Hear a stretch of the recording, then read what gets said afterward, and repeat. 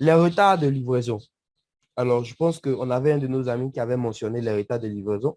Il faut savoir que les retards de livraison, déjà, ça impacte directement la satisfaction de la demande. Moi, comme je le dis, une analyse très simple. Quand vous avez deux produits qui se font concurrence sur un marché, on va prendre le lait, on va prendre deux produits de lait différents qui se font la concurrence sur le marché. Lorsqu'un individu arrive dans une boutique pour acheter du lait, s'il demande, on va dire, pour ne pas faire de publicité, on va dire lait 1, lait 2. S'il a l'habitude de consommer le lait 1, qu'il arrive, il demande le lait 1 et que le lait 1 n'est pas disponible, automatiquement, s'il est trop attaché à votre produit, peut-être qu'il va aller voir la boutique un peu plus proche. Mais si c'est un gars qui n'a pas de temps à perdre, il va automatiquement prendre le lait 2. Donc, vous comprenez que là, vous perdez de l'argent lorsque votre produit n'est pas disponible en lieu, en fait. Donc, ça également, ça émane des retards de livraison, puisque vous devez, votre objectif, c'est de mettre à disposition de manière permanente toujours votre produit, surtout pour les entreprises exerçant dans les grandes distributions. Eux, ils savent de quoi il s'agit. Il faut à chaque fois remplacer les produits dans les rayons pour qu'à chaque fois que le client se pointe, il puisse trouver le produit qu'il cherche. Voilà. Donc, je pense que ici, les causes des retards de livraison, on a la confusion dans l'expédition due à une erreur humaine. Donc, il peut avoir des moments où le packaging et tout, c'est soit mal fait, on attribue un produit à un autre client. Et ça, c'est une cause des événements météorologiques. Ça peut être des causes des retards de livraison, la mauvaise gestion de l'entrepôt. Donc, vous avez un entrepôt où il n'y a pas de classification. Un entrepôt, normalement, doit avoir une classification, soit souvent suivant le ABC ou encore suivant les produits les plus vendus jusqu'aux produits qui sortent le moins. Donc, il faudrait également faire une classification au niveau de votre entrepôt, de sorte à pouvoir faire, on va dire, faire plus rapidement le packaging, faire également les livraisons un peu plus rapidement. Il peut y avoir un manque de coordination entre les personnes impliquées. Donc, souvent, il peut y avoir des discussions entre vos collaborateurs. Voilà pourquoi, en tant que supply chain manager, vous devez veiller à ce qu'il y ait une bonne synergie dans votre entreprise, dans votre équipe. Parce que vous avez des hommes qui sont opérationnels et s'il n'y a pas de la motivation, c'est clair que ces individus, à un moment, vont vous lâcher. Et les individus qui vous lâchent, c'est des objectifs, en fait, qui ne seront pas atteints. Il peut y avoir des problèmes de douane, il peut y avoir des transporteurs opérant au-delà du seuil maximum. Donc, en Côte d'Ivoire, par exemple, nous, dans notre entreprise, on a des transporteurs qui sont à l'intérieur du pays et nous, nous sommes au sud du pays à Abidjan. Donc, vous voyez que souvent, c'est difficile de contacter le transporteur pour qu'il nous mette son camion à disposition pour qu'on puisse faire le chargement et pouvoir livrer peut-être dans une autre ville à l'intérieur. Et vous voyez que tout cela, ça impacte en fait les délais de livraison. Donc, il faut savoir que vous devez avoir des objectifs au niveau des délais de livraison. Déjà, dans votre zone de production, votre objectif de délai de livraison doit être de 24 heures. Acceptable.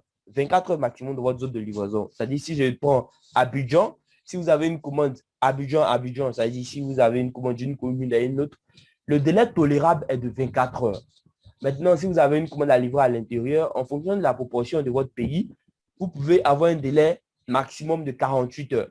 Donc, nous, au niveau de notre supply chain, voici nos deux délais, nos deux délais sur lesquels on s'évalue de manière journalière, chaque jour. Et on calcule automatiquement l'impact des retards de livraison. On se donne des objectifs au niveau de l'impact des retards de livraison. C'est-à-dire, lorsqu'on n'arrive pas à livrer un client, quelles sont les causes, les routes causes? Quelles sont les causes qui ont fait qu'on n'a pas pu satisfaire la demande à temps? Et quel est l'impact de cette demande sur notre chiffre d'affaires et sur notre performance? Donc, après cela, on dégage directement des actions avec le top management de sorte à pouvoir pallier ce problème et à pouvoir satisfaire au mieux la demande que nous avons. Donc, voilà un peu, nous, les différentes actions que nous mettons en place. Donc, je suis rentré directement dans les actions, mais je vais revenir dans les conséquences. J'en ai parlé. Réduction du chiffre d'affaires. Donc, vous voyez qu'une retard de livraison, ça laisse automatiquement le marché. Donc, vous ne devez même pas accepter d'être en rupture. Parce que le client final, lorsqu'il arrive dans le point de vente, il ne va pas demander en fait si si votre produit, il arrive ou pas. Lui, il va faire son choix. Comme je le dis, l'envie n'est pas renouvelable. Voilà, l'envie, il n'est pas renouvelable. Lorsque un individu arrive dans un endroit, si votre produit n'est pas disponible, automatiquement, il prend un autre produit.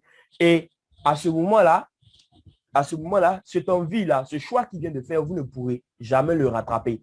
Parce que la prochaine fois qu'il va faire un autre choix, c'est un choix, c'est un autre choix en fait. Ou c'est comme si on vous donnait une chance de pouvoir gagner en fait la confiance de cet individu. Voilà, voilà pourquoi l'objectif de mettre à disposition le produit, il est très important. Il est très important. Concernant les différentes actions, comme je l'ai dit, avoir plusieurs fournisseurs également, c'est une action que vous devez suivre avec vos acheteurs, avec les acheteurs stratégiques. Voilà, avoir un seul fournisseur, c'est se restreindre, c'est courir des graves risques au niveau des approvisionnements. C'est courir de graves risques au niveau des approvisionnements. Donc, vous devez développer les fournisseurs en fonction de vos matières. Donc, que ce soit des fournisseurs locaux comme des fournisseurs à l'international, vous devez développer des fournisseurs de sorte à pouvoir garantir à chaque fois la mise à disposition de vos produits dans les différentes zones de consommation.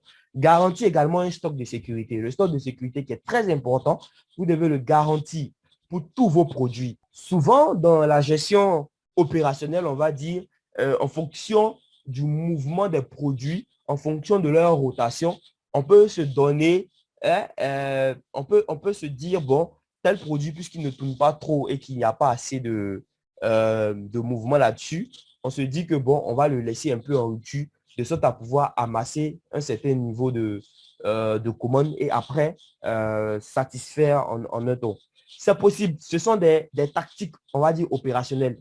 Mais n'oubliez pas que lorsque vous entamez une certaine, on va dire, vous prenez une telle décision, il y a des coûts, en fait, qui suivent. Comme je vous l'ai dit, nous, on analyse les impacts des retards de livraison. C'est-à-dire combien on aurait pu gagner si on avait satisfait à temps le client. Donc, vous devez savoir que lorsque vous faites traîner la demande, lorsque vous faites traîner les commandes, il y a les impacts qui suivent et vous devez les analyser. Et lorsque ces impacts-là deviennent supérieurs à la demande qu'il y a, automatiquement, vous devez savoir que vous prenez une mauvaise décision et vous devez revenir sur votre décision de sorte à pouvoir garantir le produit.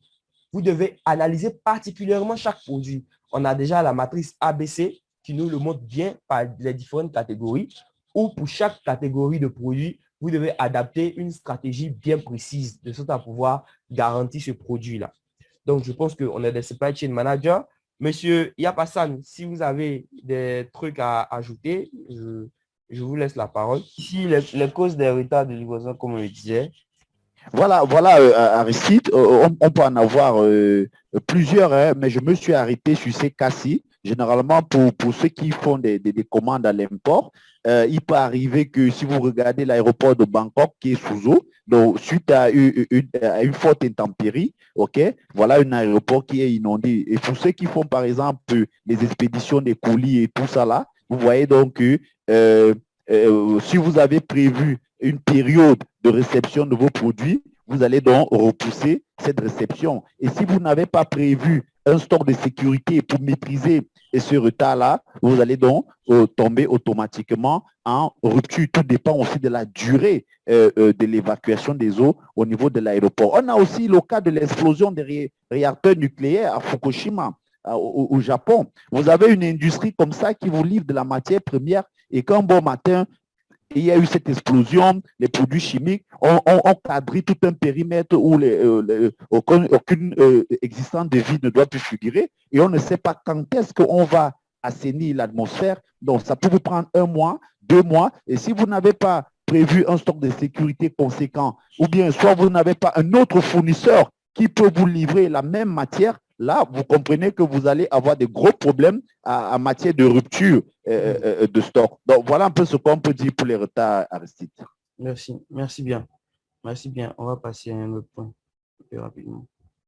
D'accord. Donc, au niveau de l'analyse, c'est la même analyse. Hein. Moi-même, je vais commenter rapidement, afin qu'on puisse évoluer. Oui, vas-y. Voilà. Donc, comme on le voit, on a toujours un objectif ici au niveau des retards de livraison de 10%, voilà, de marge.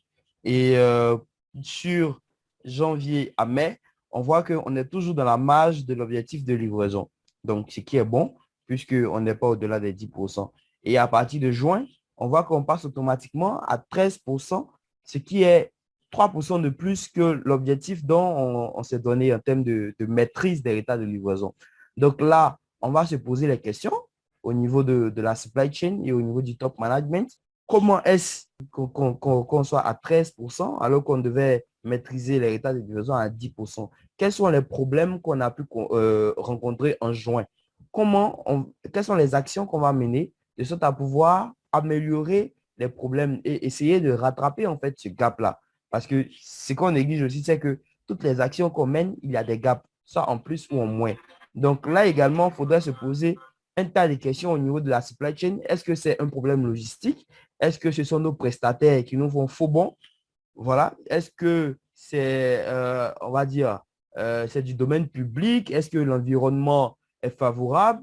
Tout ça, on va se poser plusieurs questions parce qu'on évolue dans un environnement qu'on doit maîtriser également, puisqu'il y a plusieurs, on va dire, les contraventions qui pleut un peu partout. En Côte d'Ivoire, ici maintenant, là, on a plusieurs contraventions, on a plusieurs trucs qui sont dus à l'incivisme sur la route. Moi, je pense que même au niveau logistique des retards de livraison, ça va même jusqu'à à la formation on va dire des chauffeurs, des conducteurs des véhicules, parce que eux aussi, ils sont impliqués directement en fait dans la livraison des produits là, au respect même comment on va dire, des délais en fait, des objectifs qu'on s'est assimilés. Donc, c'est un peu ça, de sorte à pouvoir revenir dans la marge des 10%. On va analyser les différents cas qu'on a eus dans le mois de juin et on va prendre les actions par derrière. Voilà. Donc, c'est un peu ça, je pense, au niveau des retards de livraison.